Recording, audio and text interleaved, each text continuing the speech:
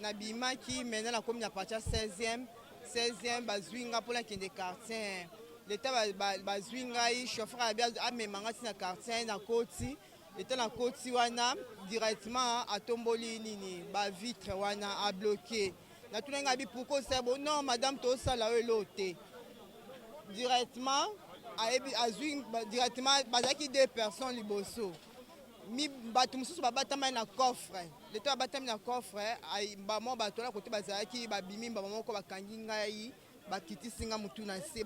Par conséquent, les condamne à chacun à 6 mois de servitude pénale pour les coups et blessures volontaires simples, à 6 mois de servitude pénale pour les coups et blessures volontaires portés sur un enfant, à 5 ans de servitude pénale pour l'enlèvement, à 5 ans de servitude pénale pour l'enlèvement d'enfants, à 20 ans de servitude pénale pour extorsion, ainsi qu'à la peine de mort pour l'association des malfaiteurs.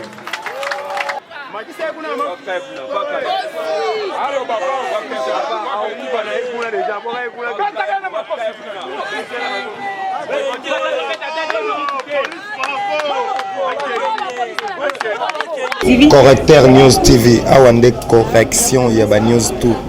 Donc Awande, on assure quoi. Suivez Correcteur News TV.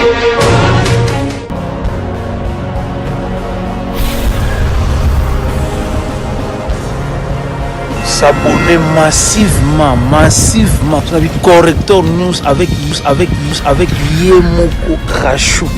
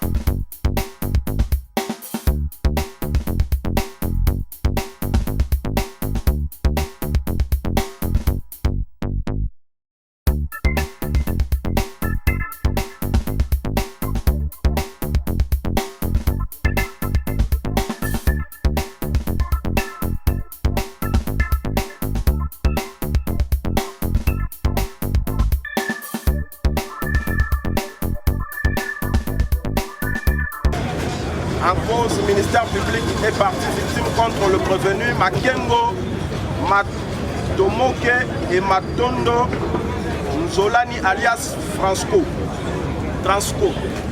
Oui, à l'appel de la cause, les prévenus. Makengo, Matomoke. Matonoko. Ok. Voilà. Et Matondo Nzolani alias Transco. Ok. Oui, mais allez-y, à l'appel de la cause des partis représentés par leur conseil, Maître Mike Sundou Akalonda, avocat au barreau de Kinshasa. Maître, quelle partie? Toutes les parties. Partie victime. Oui, parce qu'on a ici là. Oui. Parce qu'on ne va pas énumérer ces parties. Si le tribunal permet qu'on puisse les prendre, alors oui, oui. Oui. Monsieur le greffier veut acter que le prévenu comparaisse en personne non assisté des conseils. Hein? Oui, là-bas. Il aimait.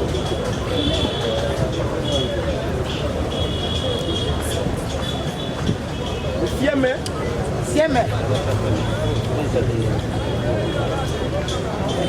là.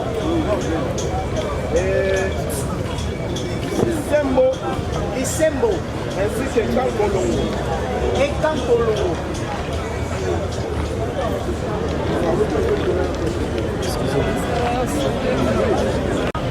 Pardon? Basanga.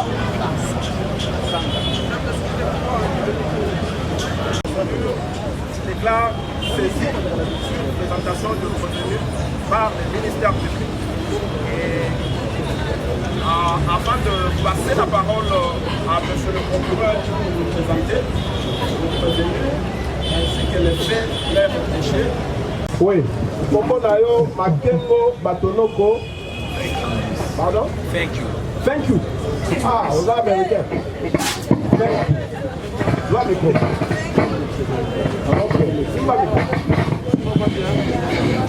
Monsieur Makengo, Batonoko. Ok, on va t'amener what? On va donner un peu de Kinshasa. Kinshasa. La date est 24 avril 1993. 24 avril 1993. Aux alliés, au Bala.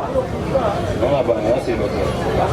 Comment est papa dans le Makengo Malonga. Comment est papa? Makengo Malonga. Makengo Malonga. Malonga. Comment est maman? Denise Kachunga. Denise Kachunga. Vous êtes originaire du village? Kingonchi. Oh, territoire. Asimanimba. Province. Bandu. Asimanimba, Bandu, avec Imambrema. Et combien de provinces? À Kwilu. Ouais. Ok, au salaire à Moussalami. Non, taximan. Taximan. Ok. Au Banduat. Avant la Makam. Avenue. Moi, je vais m'organiser.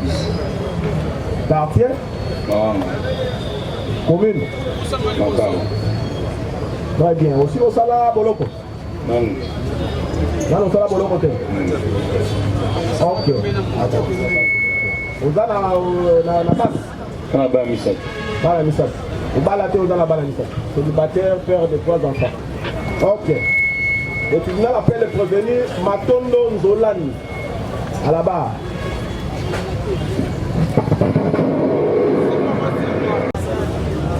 Prénom dans le Transco. Transco.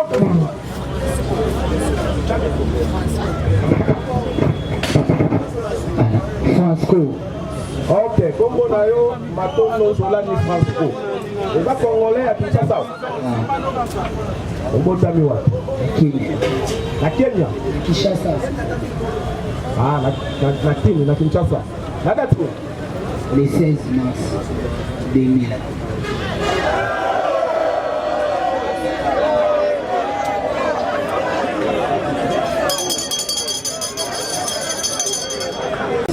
Monsieur le greffier, vous écrivez? Par contre, les bazans na bombo ito bakufa. Bazali. Bazali. Ok, aux gens originaires, il y a village.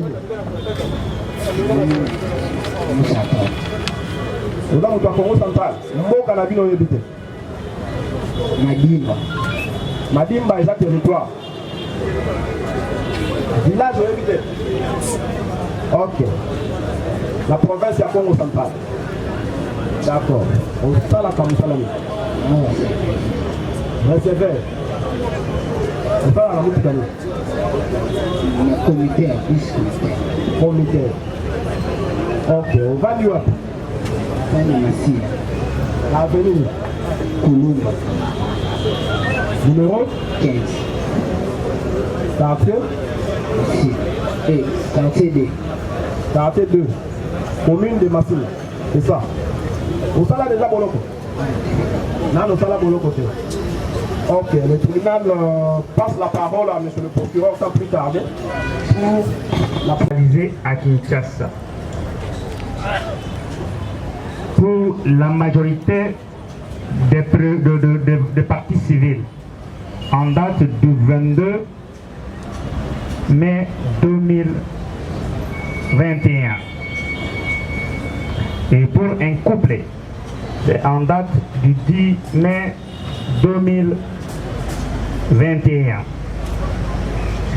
Ils ne se sont pas limités à administrer des coups et provoquer des blessures à l'aide de l'instrument que nous avons précité, mais ils se sont aussi évertués à enlever les personnes des victimes qui se sont présentées devant vous, entre autres l'enfant Sibuna et l'enfant Yanga qui sont mineurs. Ils ont encore enlevé Madame Lissembo Hachel. Ils ont encore enlevé Madame Luangu Nadine. Ils ont encore enlevé Monsieur Mayangi Bodebeta ainsi que son épouse Basanga Olive. Étant dans un groupe organisé dont le prévenu. La première prévention, celle de coups et blessures volontaires simples. Et nous sollicitons du tribunal. Nous sommes dans une audience de flagrance, mais l'audience de flagrance ne peut pas violer les droits de la défense. Voilà pourquoi nous sommes là. Alors, pour les intérêts des prévenus, nous sollicitons du tribunal. Et d'abord, vous venez d'appeler toutes les parties civiles. En droit, il y a une connotation votre honneur. Ils sont à la fois victimes et partie civile, parce que pour être partie civile, il faut se constituer partie civile afin de prendre la parole. Ça, c'est de 1. De votre honneur, Monsieur le Président, distingué membre de la composition ministère public, qui est l'organe de la loi. Nous sollicitons au nom de la Constitution, parce que l'article 152 alinéa 2, je veux que les juges, pendant l'exercice de votre mission, vous êtes soumis qu'à l'autorité de nous. Si vous êtes là, c'est pour faire respecter la loi. C'est comme ça que nous sollicitons du tribunal. Si on peut remettre. C'est en flagrance qu'il est venu saisir le tribunal pour que ces gens soient jugés.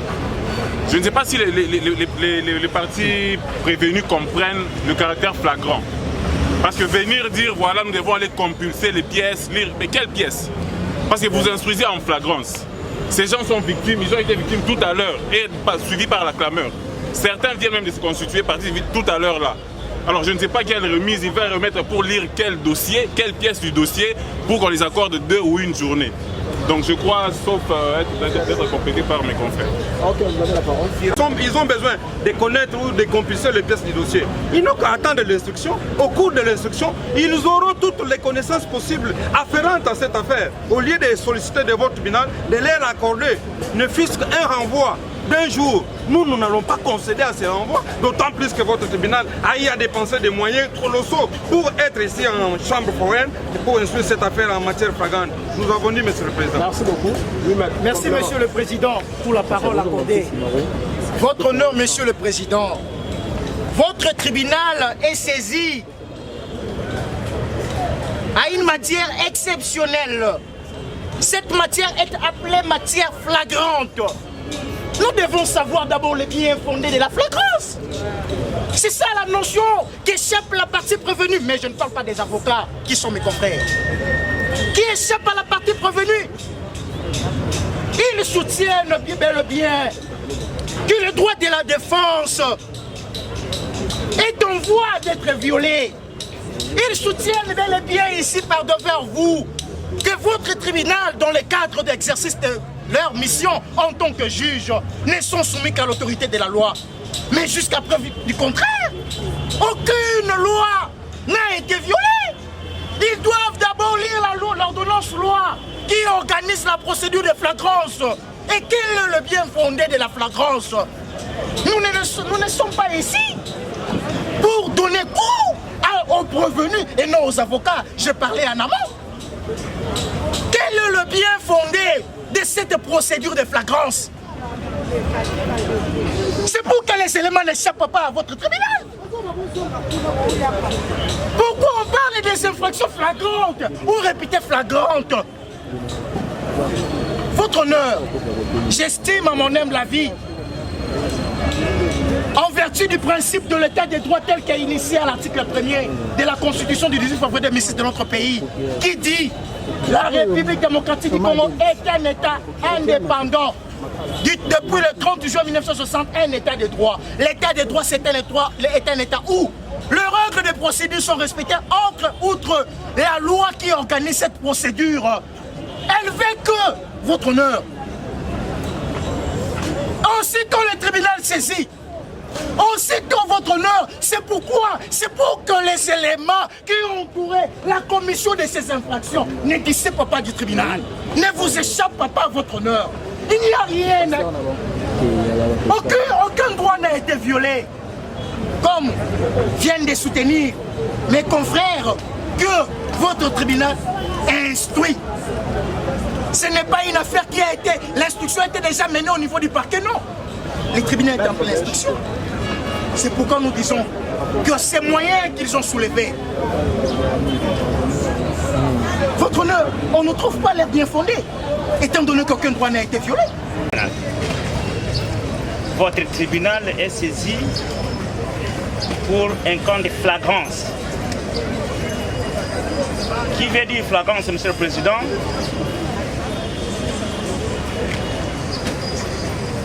Les tribunaux, les ministères publics, tout comme les prévenus et les autres parties, sont devant vous et l'instruction est faite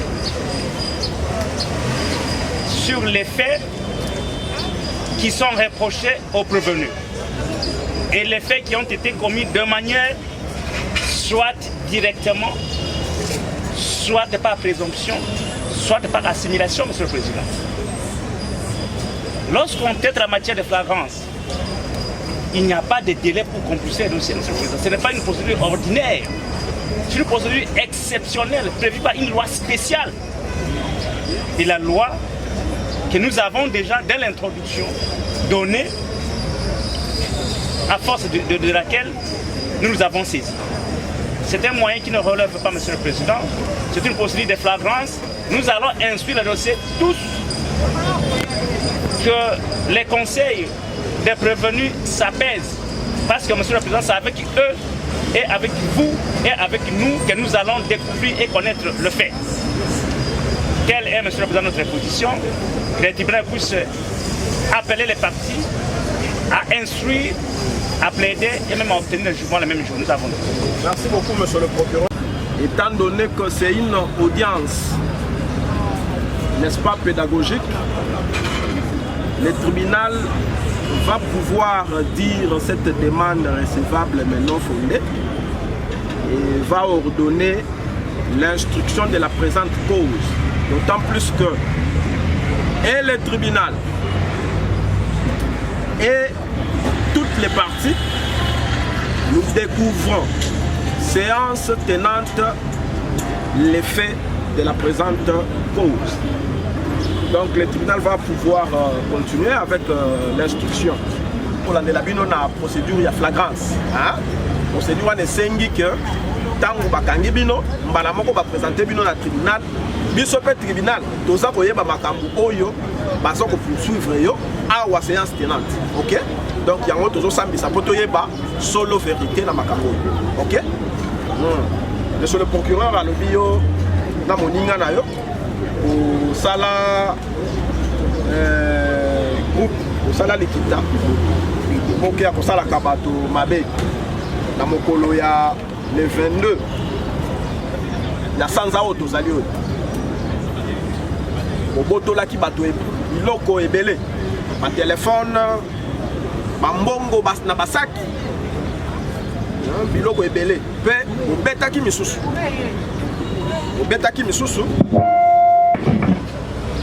na kati bakimi oboki basaki na bango ndenge ezalaka bakomina taximen bakomina taximen bakotinga kati ya presse moko eleki ezalaka wana bakotaka masa okoyanda mela sikina mpasi na ye bakangi une échangère, nous sommes premièrement, nous bêta un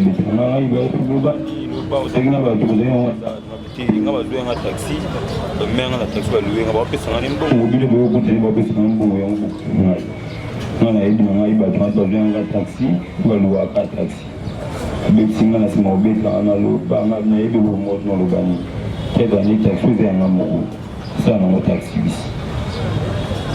taxi pour les gars, il y a un taxi bis. Taxi.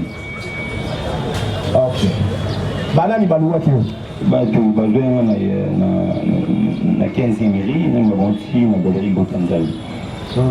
Après les besoins de l'idée, bande ko luka bango. Tu es président de la galerie Botanzali afagana basoda bango bakini, maman na tika na fola. C'est quoi le tribunal la via yeba? Tango to louwa ka ba taxi, biso no so tango la ka ba taxi. So ki to louwa taxi. Mbongo efutamaka na ba pe efutamaka na taxi. Bon, on va donner un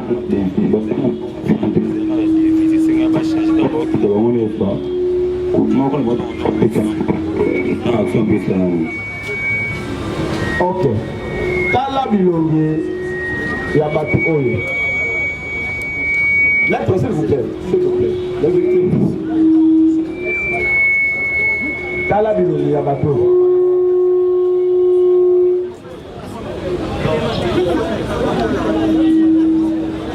Oyebi bango? Oyebi bango te. Oyebi bango te? Sikoyo yo bakangaki omoto nini? Bakangi ngai na kati ya taxi ntango bakiti ndenge ezala kaka bango bakiti moko epesanga mbongo kopesanga mbongo bango soda basakile ya wana ezaleki bazaka bato bakanganga wana pesanga mbongo akipe bandenge bango mosusu bazalaki wana bazaka bato bashape po tozali ebele na kati ya baa baa bato bakini. Ok, comparez les prévenus. Il va quand même à 4 semaines à ma sang à la moitié, il y a eu du petit.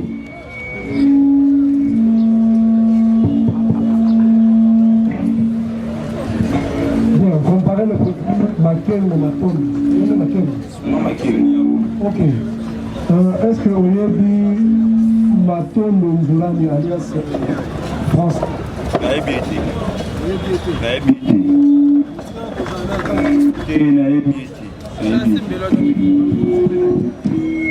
Comparez le prévenu Maton de Nzoulani alias Frasco. Ok. Loki Marabout, ministère public. Alors, Yébi Sabisona.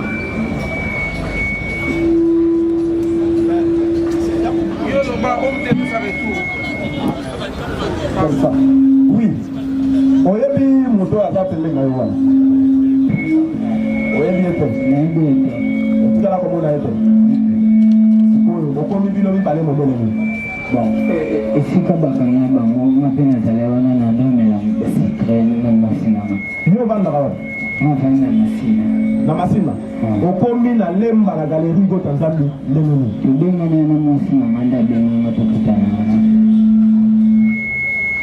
donc siko mwasi na obakani ete pour lui donc ye non ya kite kokuna na komi na ofangi na omelashi après na zelande na ngoni basoda bakoti yoka siko bakamu ministère public à hein alias Franco vous avez dit comment on a au moment Franco ministère public a levé payer comme on a yo et ça alias Franco non alias comment on a inde anda ku Franco on peut la bêta Franco ok procureur taxi et donc on y pesa qui ont assurance que bango so bakita bazokende ke bakoya kozonga selongo te ezaki express tu la patiente bango bazoenga express Bakete bango so bakoka pe kokima ba ofuta sikoyo mpona nini yo ndimaki otikana na motuka yo moko bango so bakite bango bakendaki bakiti déjà po bavangima banda wana ndimi bango ke changer mbongo boyo libenga bakanyanga na fura na banyanga na fura bango na 15e mairie industrielle kuma na se taxi na basale lokola dans le bango à 20 minutes pour passer na sele mo patience pour nous dire bango babongama tu vas na taxi quand tu landa ngai nazo comprendre zani au peut être msenga on a na parquet on a pour ni kamuni nango zo kamwa bon yo lobi obeti mukite osale lo boto lo go mukite obongo elo ni etindaki yo on dit dans le niveau police que vous avez 300 000 francs congolais, là $50 pour besoin de ça, na bateau libani. Et on a dit mais de la police, nous avons un bon, on a poché au babio de bateau et on a déclaré un bon roi. Non mais ah, il y a le bing, le soir pour PG le bing que 300 000 francs, là $50 voilà on zone c'est la banque et puis on limite que on reçoit soin la banque.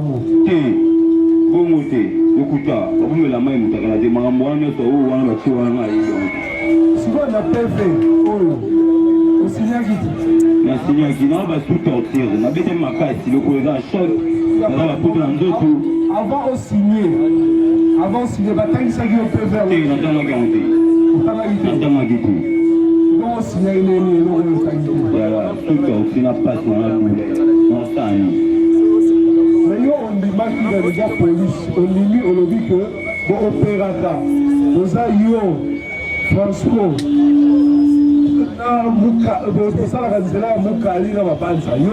Le kuta, nous avons été de mobali, le kuta. Où on a bien matériel na maman le kilo ngombo. Ça va. OK. Oui, on a dit aux taximens ou les amis tout canal. Couleur et jaune.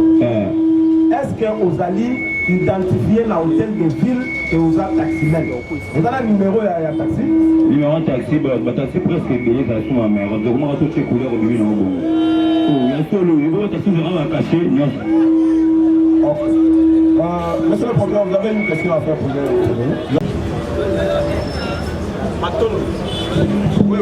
Monsieur Matondo a reconnu devant l'OPJ, tout comme par devant nous, dans cette instruction sommaire que nous avons menée dans notre office, il a reconnu qu'il se connaissait avec M.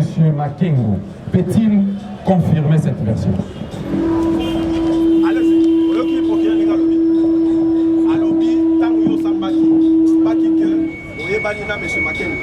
Est-ce qu'on peut confirmer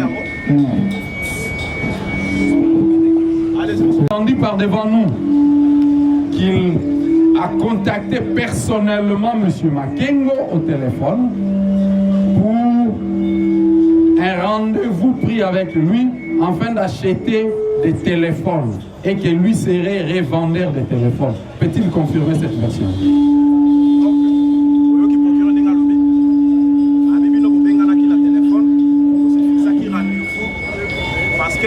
Bozali, les vendeurs, il y a pas de téléphone, on ne pas téléphonique, Non, papa, on n'est pas ça. La dernière question à M. Matondo avant d'attaquer M. Makengo. Peut-il nier ou confirmer, parce que c'est un peu la logique qu'il a opté, qu'il connaissait la copine à M. Makengo qui s'appelle Dorcas. Est-ce qu'il y a une copine il y a Makengo comme on a eu Dorcas? Non, copine au Manako c'est la Dorcas. Copine au Manako c'est la Dorcas. De l'autre côté, à Kinkole, on venait pour la maison de Yolo. Vu que les dimanches, il y avait kit matinal. On voulait être matinal. Parce que le matin, quand papa nous réveille là, vous en avez moins qui va en Amouka. On avait proposé à un moment de venir. Vous allez comparaître en français alors? Vous allez parler en français? Moi, je vais même les franco. Ah, tu mélanges? Ce n'est pas grave. Allez-y. Voilà. On avait pris le bus de quartier 1. On a fait du transport. Pour ça, les pieds de Gonome jusqu'à le monument à Lumumba, on avançait. Et puis, dans la zone Luana, on se retrouvait que nous deux. Hein? À quelle heure? C'était vers 19h. Mais tout le monde qui l'a ouvert à 16h. Vers 19h, on était sur la zone. On était seulement nous deux. Il y avait aussi des gens, même, Jackie, moi et Loani. Ils n'étaient pas présents sur la zone. La voiture s'est arrêtée. A posé plusieurs questions. On a répondu, non, on y va à Yolo. Et après, ils ont dit, ils ont un peu de destination là-bas qu'on monte. Ma soeur, elle avait hésité. Mais moi, j'avais pas de doute, vu qu'on était fatigués. Maman pouvait s'inquiéter, tout Matarara, de pourvu qu'on arrive à la maison. Et alors, je voulais monter. La soeur m'a dit, non, on a bien été. Et en plus, là, parce qu'on a dit, mais en plus, il n'y a que des garçons ici, on a dit qu'on ne monte pas. Moi, bon, j'ai commencé aussi à avoir de doutes. Ils nous ont dit non, on veut vous aider, vous avez montez seulement, c'est pas pour les aider pour un démon, un DT, on veut vous aider et tout. Ah, j'ai seulement. Bon, tout Matarara. Ils étaient combien à l'intérieur? Ils étaient à 4, mais on avait découvert le 4e quand on était monté.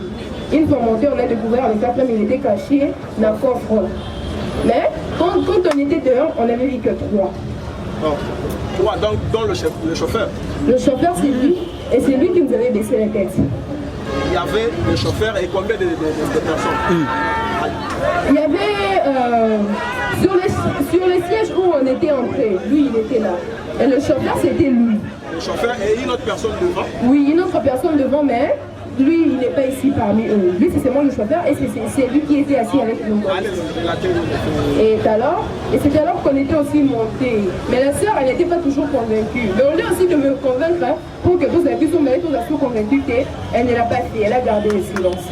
Donc m'a dit quand on était monté, et c'est alors que bah bloqué. Là bah bloqué, pour sentir qu'à bien été. Bah de mettre la vitre.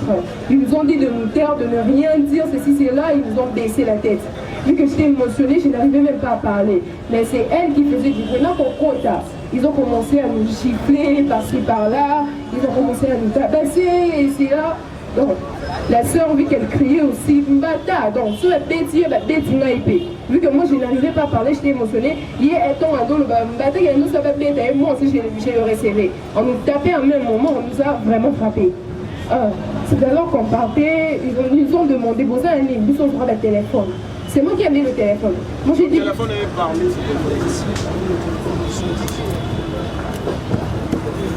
Oui, c'est mon téléphone. On peut allumer ça pour Oui, c'est mon téléphone. Ici, c'est ma cousine que j'ai mis et c'est moi.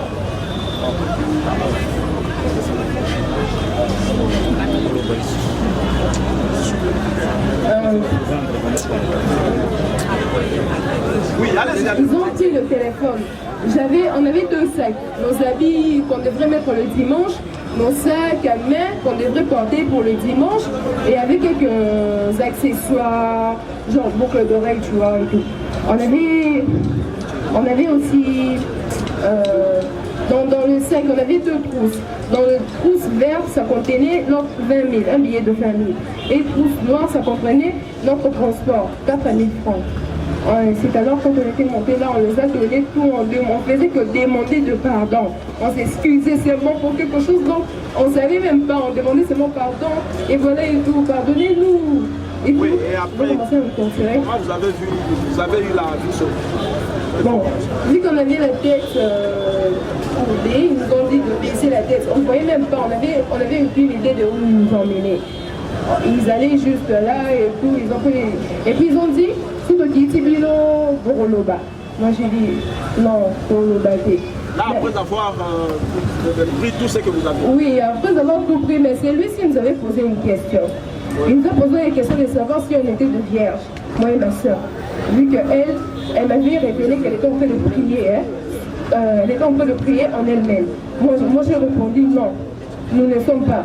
Babi a beaucoup dit le truc pareil et tout. Maintenant, et c'est alors que quand ils ont tout pris, ils ont dit Tolingo qui s'habille, elle n'a même pas créé, c'est parce qu'elle ne savait pas. Elle n'avait même pas reçu le choc, elle n'avait même pas mal. Donc elle croyait que c'était de la sueur, or c'était du sang. Et moi aussi, quand je... Vous avez eu cette clé. Non, la clé de roue. Il avait cherché ça en bas. Dans la voiture? Oui, dans la voiture. Il y en avait dans la voiture. Mais heureusement, il n'avait pas sorti de l'arme pour nous tirer. Ils ont dit, nous autres, ils s'habillent, mais ceux qui vont mettre au gars, tout le temps, ils sont venus plutôt bien s'habiller. De votre pareil. La bétière, clé de roue, à Zoki, on ne même pas, vu qu'elle était émotionnelle, qui t'a précipité. Et lorsque j'entrais, j'étais en communication avec l'ingénieur qui m'avait appelé, communication WhatsApp en fait. J'étais en communication. Quand je suis entrée, directement ils ont bloqué les portières. Ils ont dit que c'est criminel. Les arbres ont enlevé au premier cap au gang, le vélo au levé au gagné à et en même temps, je ne savais pas, l'appel n'était pas arrêté. L'appel continuait toujours à passer. Ils m'ont dit, il y a des personnes qui ont dit, non, on a un téléphone. On a un téléphone, ma botoline a téléphone, chauffeur avec son botoline a téléphone. Et lui aussi ne savant pas que non, le téléphone était en communication. Il prend le téléphone, il met là où il mettait tous les téléphones qu'ils avaient gardés pendant la journée. Et moi, j'étais là, maintenant l'autre est là, il a pris ma tête, il a incliné sa barre là où il était assis, de façon que je ne puisse pas crier. Il a commencé à me taper, me tirer des cheveux. Et à un moment, j'attends quelqu'un derrière moi, là au coffre, qui dit Maman, je suis bouger ton béton, massage pour le vélo, dans le vélo. En fait, je n'avais pas résisté. Je dis dans le vélo, on a regardé la tête dans ce vélo. Parce que ce que je fais, donc, m'a dit ah, tout ce qui est à son moment là, à moi, ma lampe, tout ça, les lots. Mais on dit donc que le bouton de revoir, parce que revoir, comme on regarde la tête, côté la cimaté, côté la pété. Sauf mais qui côté la cimaté, mais ça, c'est un cima, ah, on côté, mais ça, c'est un ding à cima. Et puis là, on est arrivé devant supermarché qui marque 16e. Et là, ils m'ont déposé. Mais sinon, nous, on s'est côté à la même panne, on n'écrit même pas au gars à thé. Bah, déposé là, et puis ils sont partis. Alors, j'étais restée là pendant 1 heure de temps. Je n'arrivais plus à parler.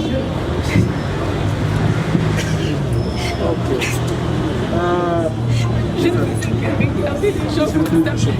Et vos apaisements.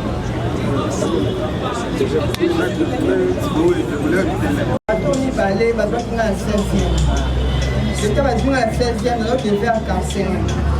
J'étais à Mati, il y a une fille, il y a un banga et l'autre moko. Quand on a eu des services au sein de l'hôtel, il y a des services à 5 nayo aux Anini. La mona a événement et les gars à la TV. Au fond de la TV, vous avez des gens les gars, on a besoin de mawa. Mais on a encore la moni.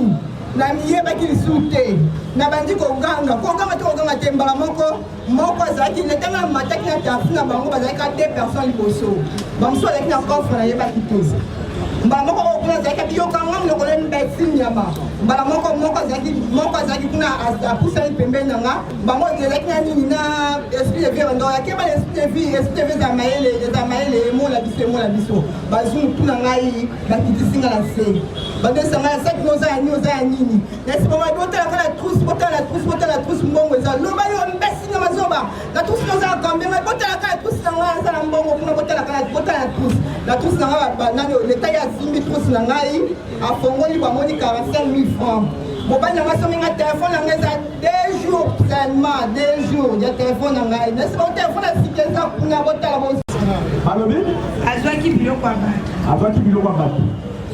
Ok, nyosala mosali. Ateka. Mobali na asala mosali. Azalaki mutatasi.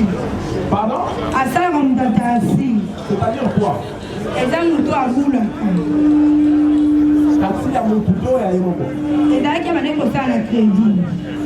Abandaki kosala na crédit. Ok, yo le boteka. Nateka tombola. Oki koloba na tribunal pour kozala na cicatrice ebelele. Cicatrice nanga oyo nabale mpe kovange. Mosusu nazokaki, mosusu ene azalaki nabundaki na bamanda.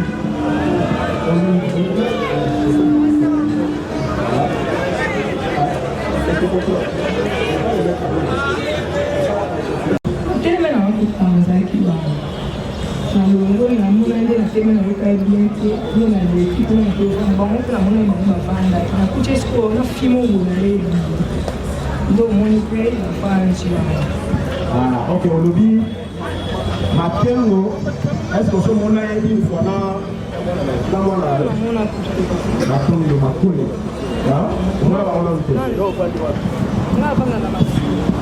na masila movandi ndako moko na matoni aza na ndako na yo na ndako eke mokolo wana ozalaki na rendez-vous na mwasi na yo aya na ndako naya kwa mama na ndako ya mama na wana nayebisi lobi te aya kuna tokutana kaka na galeri bota nzambe yelinga aya nde na ndako alinga aya nde na ndako ya mama nde naboyi na polisi te na kati ya kasho na kati ya kasho eza kaka na polisi eza kasho ya polisi eza kasho ya parquet ya polisi polo oyo balatiaki yo na kasho ezaki ya couleur na butu ane mona lokwa gris na butu ane mona lokwa gris mais na moyo otikaka kolata ngo te mpona ntango tokomi na ntongo olongoli yango bon sikoyo foto oyo oyo eza yo te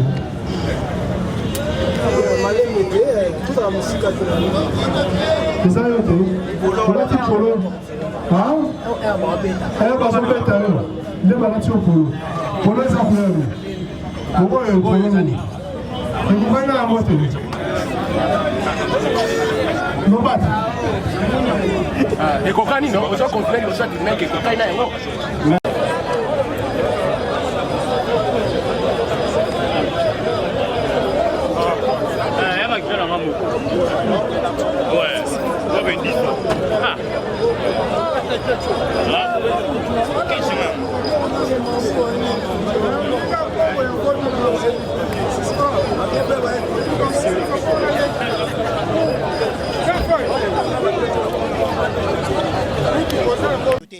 Avocat Moussala na ezali ko défendre. Yé apportaka défense parce que même ce kotangi mobeko likondi na biso ya mboko constitution na biso na eza koloba ete eza ko garantir droit à défense na motonyoso.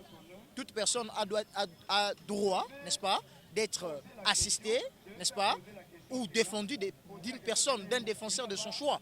C'est-à-dire, motoroki koya kutena avocat et bisi avocat tena likambo yo sunganga yo samba ya posamba pona ngai. Avocat ko boya te, avocat ko kende pona ko samba.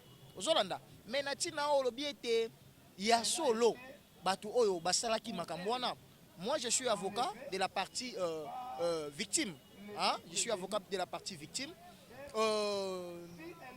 Biso toza ko samba. Mais souveraineté ya koloba ete moto oyo azali mobongo, toi azali moibi, et ça pouvoir y a tribunal. Biso to ko faire démontrer makambo oyo et s'il ko ba na kota lisama ba client na biso ba victime ya makambo to kota lisama mais azali na tribunal nde ay ba na ko tirer et autre bengaka intime conviction na ye que réellement oyo bato ba koloba eza bongo que réellement bato oyo bangonde basali makambo wana. Pouvoir wane dali pouvoir ils revenir na tribunal. L'avocat ne fait que faire son travail. Il y a kota lista na tribunal que pour la infraction oyo vu makam onde les gars qui vu les faits eh bien en droit ezabo. Si le tribunal estime que oyo avocat koloba na réalité na fait narration afin de ba relater eh bien ezako corroborer on a tribunal koloba iyo après délibéré à koloba iyo infraction les a vraiment établi est fondée, ne a quoi ba ko prononcer au to bengi na kombo ya peine, sanction pénale. Yango wana.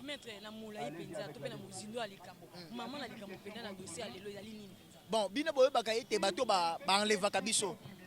Akuti onare victoire au telemi.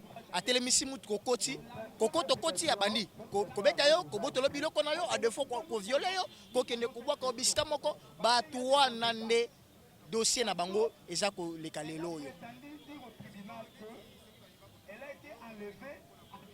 Oh, association de malfaiteurs, c'est la peine capitale. C'est la peine à perpétuité. Voilà au côté boloko parce que normalement la peine capitale, on doit exécuter parce que c'est la condamnation à mort.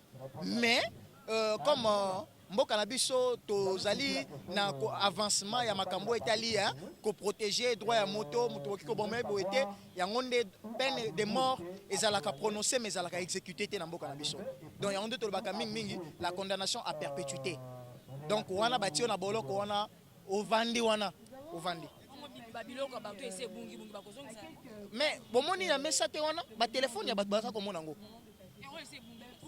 Mais oyo salami sikoyo bato oyo bakangaki oyo bazaki victime ya makambo oyo bazwaki ba téléphone na bango ba biloko na bango eh bien ba oyo bakozwa ba téléphone ba ko retirer ba téléphone na bango mais ba oyo basili koyeba na kobungisa biloko na bango mais mona nité ba se constituer partie civile tant mutu azalaki victime a se constituer partie civile na bongo nde akozana makoki ya kosenga na tribunal préjudice wa sibir azaki na mbongo na ekei ba préjudice wana a déclassé dans le tribunal a accordé des dommages et intérêts. On peut permettre à la rétablir na ba droit né biloko ne bungaki a ba la ko se retrouver yango wana.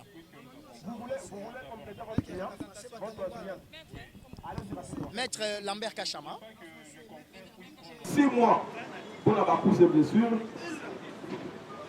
20 ans pour la extorsion,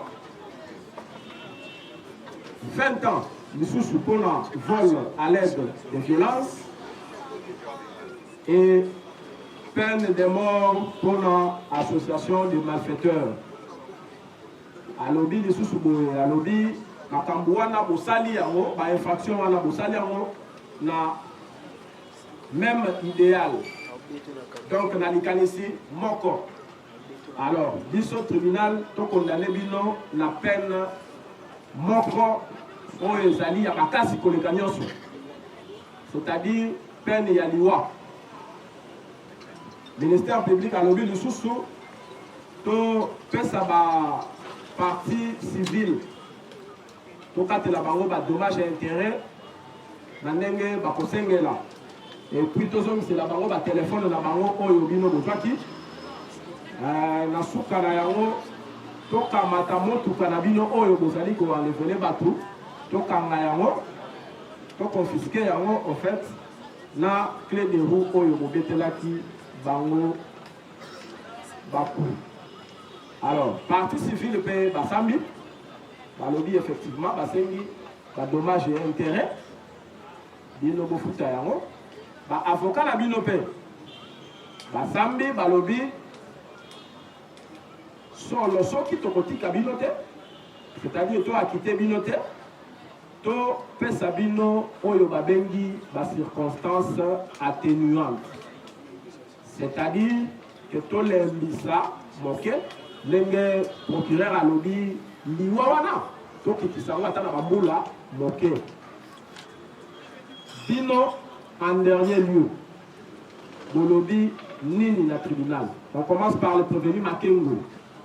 Le balanga ya suka ezali na baplaignant to bazolobaki yanga na zwi biloko na bango na d'accord ya dédommager bango. Ok. D'accord ya dédommager bango pour aza libéré. Ok. Le prévenu Makengo. Attendez. Sollicite du tribunal la restitution de téléphones extorqués. Oui, on passe par à notre prévenu, Matongo. Est-ce qu'il faut pas que nous ayons la macamonia pour le balobi? Continuer à l'objet condamné Bino na Otumbu Yaliwa, et puis la partie civile va se dire dommage et intérêt. moninga na yo alobi ye azali prêt pour azongisa biloko ya bato oyo bozwaki, donc c'est-à-dire ma téléphone et tout aza prêt à dédommager même. Donc il est allé plus loin pour avouer qu'il va dédommager. Yo, nous le balayons en tout cas aux amis nous. Maintenant vous avez la parole.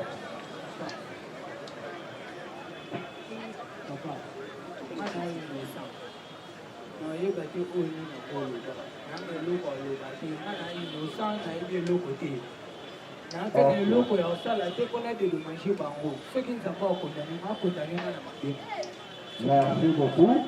Monsieur le greffier, acteur, parole en dernier, clame son innocence. Sur ce, le tribunal s'estimant suffisamment éclairé, clôt le débat et va rendre son jugement sur les bancs.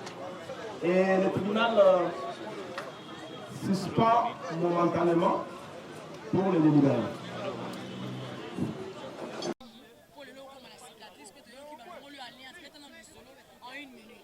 En tout cas, vraiment, ils ont participé à Mawa, vraiment.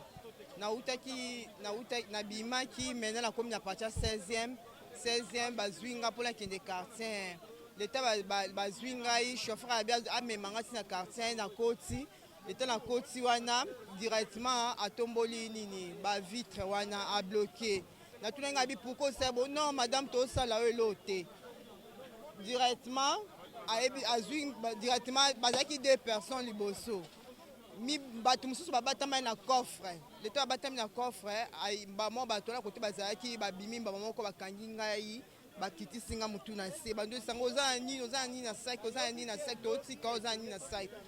Nesi bona bi keno na sac na ngai na za na trousse na ngai za na mbongo, bota na trousse na ngai. Bafongoli trousse na ngai babimisi bambongo ezalaki na kati à l'ensemble kota muninga na yo tanga kuneza combien 45 000 francs bazunga na téléphone na ngai sika balongo na bak na ngai ya mariage. Maintenant na bando e baté place bando memanga parce que mutu na ngai ezaki toujours na se bazo finanga bazo beta ngai et comme si na tamu keke no bali ba libérer nga batamboli na ngai nazo e batina osinga monko ba pardon ba limbisa nga boyi en plus bazo ba keno ndi nza bona kota kananga ba prison na bima kananga basala kananga lokote et là c'est que non na mokulo vraiment que non toza ba sodo ba leki na makasi te yenda leki bango mais na suka nango ba bwaka kingai mais na zoka ki parce que avec na libende na kacha nino ya camion na e ayebisinga bimena tozotika mais pototika yo wana akomosenga libende bopesanga libende azuma mo libende moko akomobeta wana chauffeur a parquer ayesinga bi suto kiti soko loba ngala bi non loba te non déclaré parce que dans zaki déjà mentionné azu libende ba moko akomobamba ngai abambinga yangoyo abambinga awa abambinga isusu awa en tout cas vraiment ndi azaboye na mela qui sont au moninga boy parce que en tout cas par kingo la juste à présent vraiment ça pas mal à monter et ça nga passe mais Dieu merci parce que à tout moment to ba que non likolo ezanzambe na c'est l'état vraiment alliance na autant que nenda ko expliquer inde bon ba alliance na ngai batama bazanga la bango te parce que bango mo déjà bateya kinga na tuni bango na esi bango que non ba na esi bango que non zonga ndeni na ndaku bon ba pesinga conseil ba bi que non na mokilo batama bazanga te l'État va limba boaka ngai l'État peut boaka nga batama pe bazanga te bazalaki directement la pesa numéro mobile na ngai ba benga mobile na nga par la mobile na ngai ko zwanga parce que na zaki le ko sol baté parce que tant de gens monenga amona que non ils va réellement que balongola nga alliance na ngai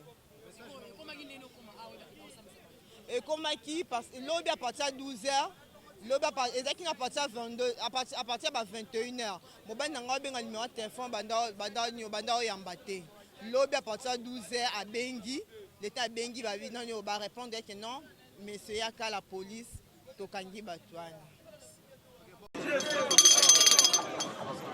L'audience suspendue reprend. Oui, le tribunal va se prononcer sur le dispositif. Les prévenus. Laissez les prévenus comparaître devant le tribunal. Les prévenus. Votez les Mahao. Votez les Mahao à Liboso Boyoka.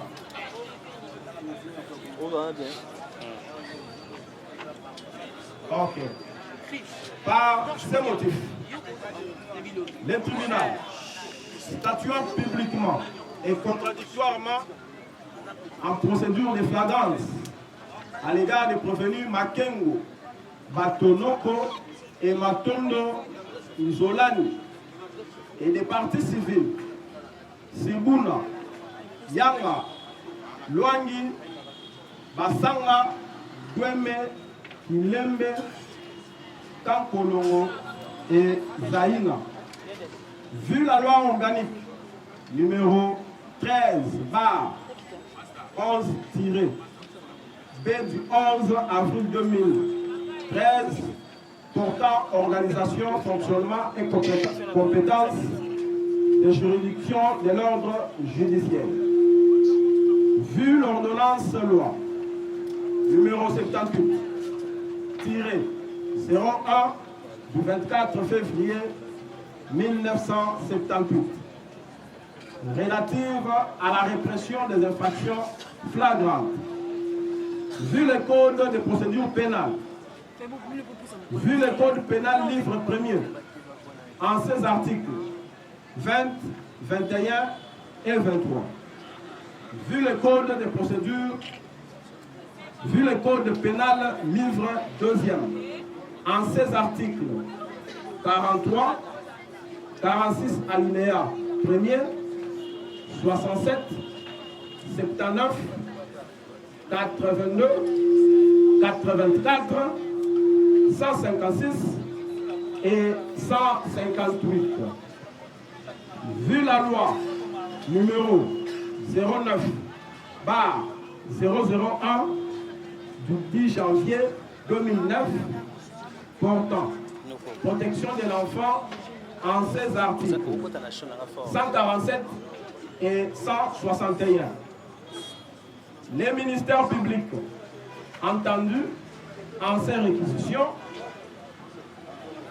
dit non établi en fait comme en droit l'infraction de vol à l'aide de violences mise à charge du prévenu Makengo et Matondo. En conséquence, les en acquittent et les renvoient des fins de poursuite. Dit par contre, établi en fait comme en droit, en participation criminelle et par coopération directe, les infractions de coups et blessures volontaires simples, coups et blessures volontaires portés sur un enfant, enlèvement d'enfant, extorsion, ainsi que association de malfaiteurs à charge de prévenir précités. Par conséquent, les condamne à chacun à 6 mois de servitude pénale pour les coups et blessures volontaires simples, à 6 mois de servitude pénale pour les coups et blessures volontaires portés sur un enfant, à 5 ans de servitude pénale pour l'enlèvement, à 5 ans de servitude pénale pour l'enlèvement d'enfants, à 20 ans de servitude pénale pour extorsion, ainsi que à la peine de mort pour l'association des malfaiteurs. Dit que toutes ces infractions ont été commises en concours idéal. Le tribunal les condamne donc à la plus haute expression pénale, soit à la peine de mort. Ordonne leur arrestation immédiate. Dit recevable et fondée, la constitution des partis civils préqualifiés en conséquence condamne les prévenus au paiement de l'équivalent en francs congolais de 10 000 $ pour chacune des parties civiles. Ordonne la restitution des téléphones Technospark Go, Technocommand 16 et Samsung A12, iPhone 6 Plus, Technopop 4, Samsung A71, Technospark Plus, Itel P36, Technogo, Samsung S6, Techno, Progrès Tanois, respectivement. Au parti civil ci-après, Lissembo Rachel, Massanga Olive, Tankolongo Mariam, Simona Jérémy, Badjombo Bernadette, Ndieme, Luango, Ayangi, Hervé ainsi que Kilembe. Ordonne la confiscation de la voiture Toyota IST immatriculée 5828 AG/10 de couleur jaune ainsi que 2 téléphones de marque KGTEL et Hitfly et la clé de roue. Condamne le prévenu in solidum aux frais d'instance au tarif plein, récupérable par 15 jours de contraintes par corps en cas de non-paiement dans les délais de la loi. Ainsi jugé et prononcé par le tribunal de grande instance de Kinshasa, Matete siégeant en procédure en matière répressive au premier degré, en procédure de flagrance, à son audience publique du 24 mai 2021, à laquelle ont siégé les magistrats Moudi Chitakona et Kondo Lonyeke, ainsi que Eyenga Bonjali, respectivement président des chambres et juge, avec le concours de M. Omanga Alomba, officier du ministère public, et Osudu Okito, greffier du siège.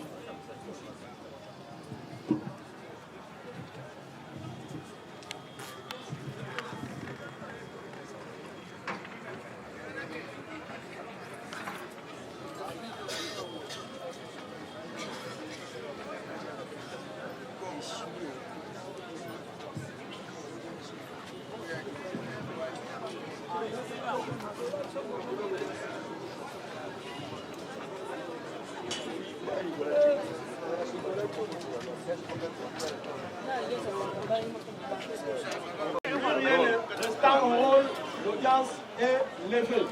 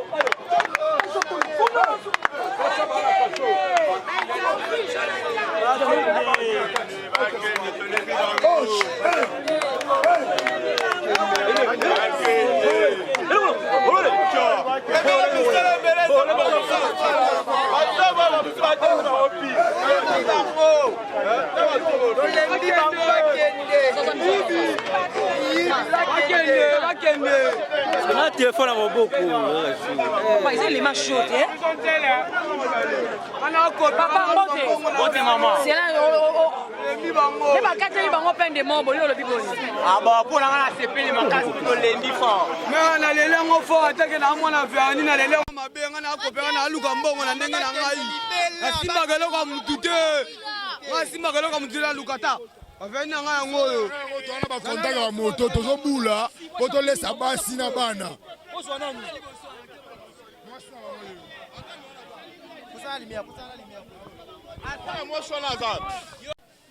papa, maman. Maman tongi toyeba ekomelaki yo ndenge nini. C'est vrai que so lobby, to lobby so mingi te po ekosala mutu passe mais yebisa biso quand même ndenge likambo comme la justice pe lelo ba condamner bango pour point de vue na ezali nini. C'était le samedi vers 18h45 minutes, je revenais du boulot. Bazwa Kinga la 16e rue, ils m'ont enlevé et puis ils m'ont pris tout ce que j'avais. Bazui Claude Roux, Babambinga, ils m'ont vraiment tabassé et tout. Et voilà, aujourd'hui, grâce à la police de mon pays, ils ont pris leur peine et nos biens qu'ils avaient pris. Nous sommes convaincus qu'on va nous le restituer. Voilà, merci beaucoup à la police. Voilà tout ce que j'ai à dire. Comme conseil, pour la motema. Parce que c'est pas bon le motema, il y a toujours la police derrière eux. Et donc tu ne peux pas seulement prendre une fille comme ça au bête et puis partir à l'aise, non. Il y a de sons qu'on ne touche pas. Donc ils doivent vraiment se repentir et puis bandimaïs le quoi mon conseil big c'est parce que ceux qui peuvent là, bah au salawana, bah kangara ne badinga bakangi bisika bakena bah ceux qui vont bomba bah on se voit ça la nuit. Donc déjà il faut qu'à bâtir comme salawana pour les autres ça le côté. Merci. Merci quoi autant où bah enlever que bah bêti ok. Et comment qu'ils n'ont pas les le bango basa. On m'a appelé par la police. J'ai essayé mon numéro le dimanche matin. Nayambi commandé à la police. N'a que bakangi batouana na kende na la police oyoya échangère.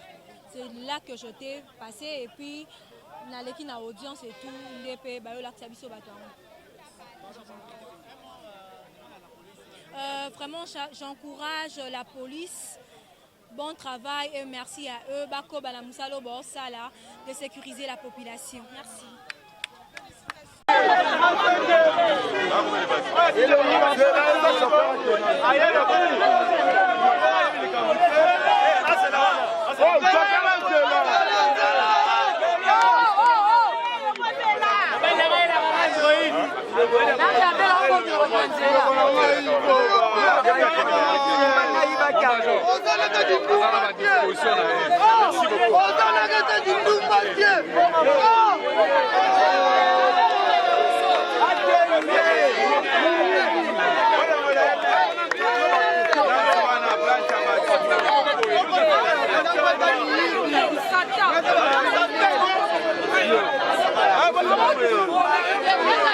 Correcteur News TV, Awande correction, il y a News tout.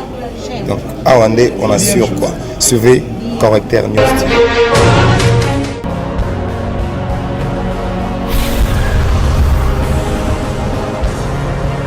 S'abonner massivement. Correcteur News avec Yemoko Krachou.